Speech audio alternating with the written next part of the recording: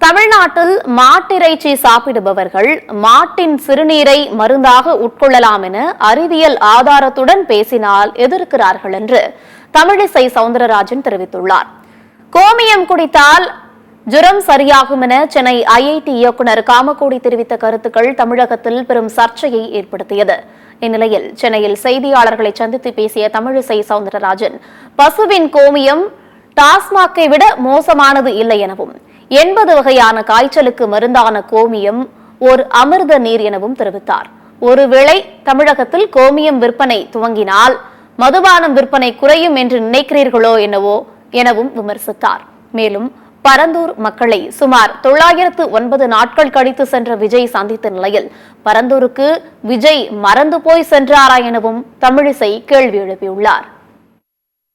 நினைக்கிறாங்களோ என்னமோ கோமியம் ஒன்னும் டாஸ்மாக் கூட கெட்டது இல்லைன்னு நான் நினைக்கிறேன். கோமியத்தை பிடிக்காம அதனால டாஸ்மாகை பத்தி கவலைப்பட்டுக் கொண்டிருக்கிறார்கள் என்று நினைக்கிறேன். நாம் கையகப்படுத்த ஆரம்பித்த பின்பு நான் பரந்தூருக்கு வருவேன் என்றால் அது பொதுநலமா சுயநலமா என்று நீங்கள் புரிந்து கொள்ளுங்கள் என்பது எனது கருத்து.